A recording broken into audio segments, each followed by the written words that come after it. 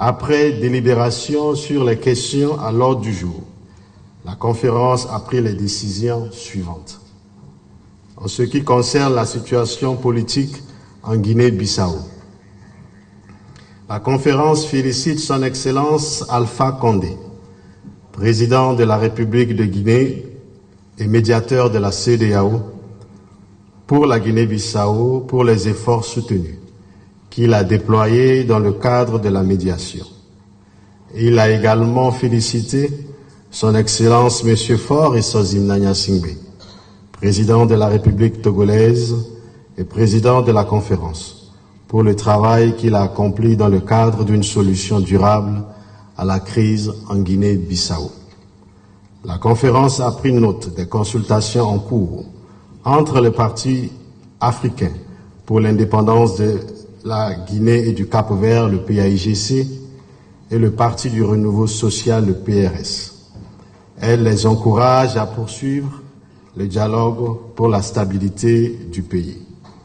Son Excellence, M. Mario Vaz, président de la République de Guinée-Bissau, a informé la conférence qu'après consultation avec les forces politiques et la société civile de la prise des décisions suivantes.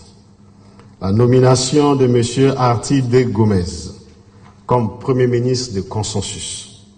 Cette nomination sera prise par décret présidentiel le mardi 17 avril 2018 à Bissau. La tenue des élections législatives le 18 novembre 2018. En outre, la conférence a pris note de ce que l'ensemble des acteurs politiques a également décidé de l'ouverture du Parlement le 19 avril 2018 pour statuer notamment sur les points liés à la nomination des membres de la commission électorale et de la prorogation de la législature. La conférence a pris note de ces décisions et ces dates qui feront partie de la feuille de route.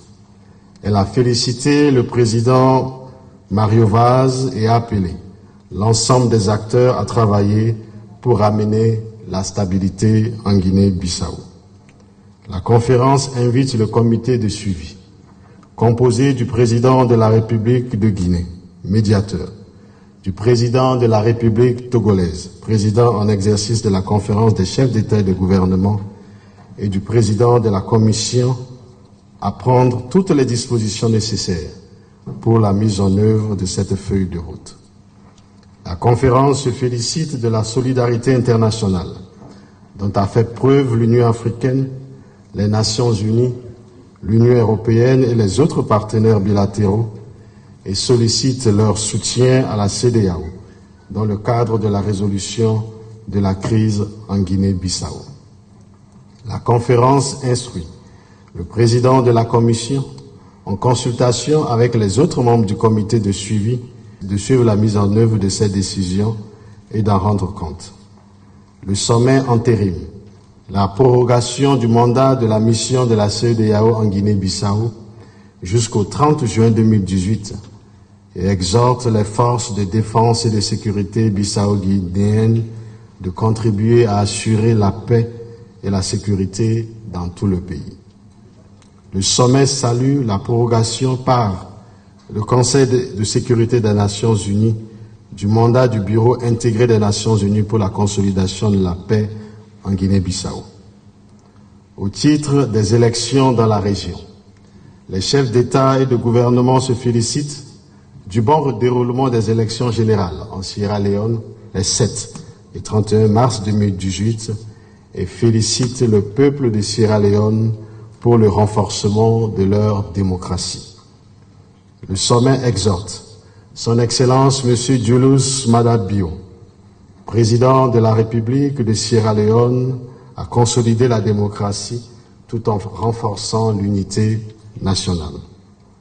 Au titre de la situation socio-politique au Togo, la conférence des chefs d'État et de gouvernement salue les initiatives et les efforts de Son Excellence Nana Akufo-Dankwa-Addo, président de la République du Ghana, en vue de la résolution pacifique des tensions socio-politiques auxquelles le Togo est confronté depuis août 2017.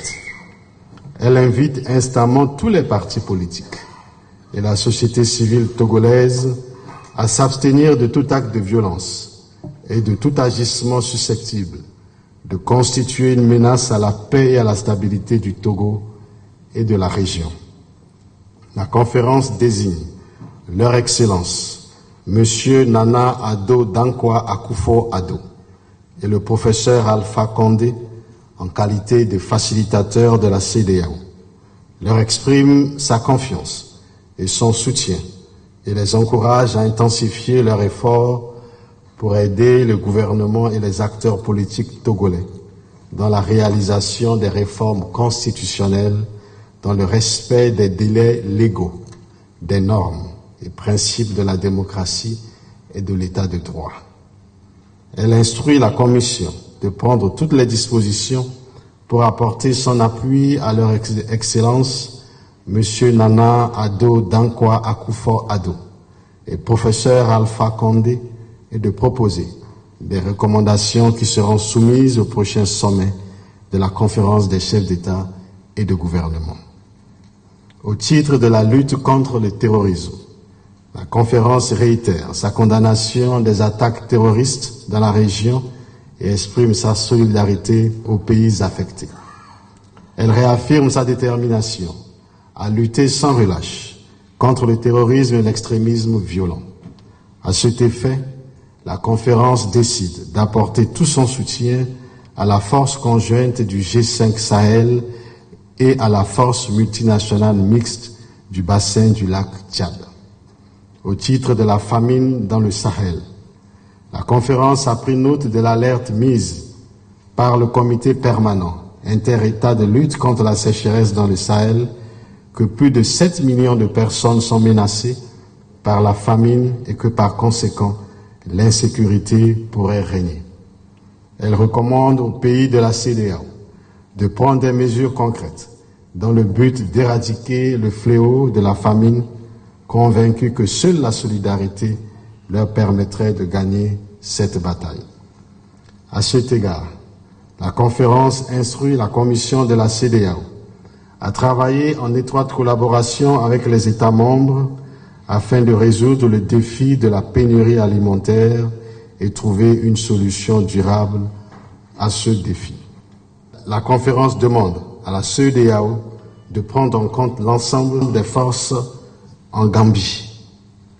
Les chefs d'État et de gouvernement expriment leur profonde gratitude à son Excellence Faure Essozi Gnassingbé, président de la République togolaise et président en exercice de la conférence des chefs d'État et de gouvernement, pour l'accueil chaleureux réservé à toutes les délégations et les excellentes facilités mises à leur disposition pour assurer le bon déroulement de la session.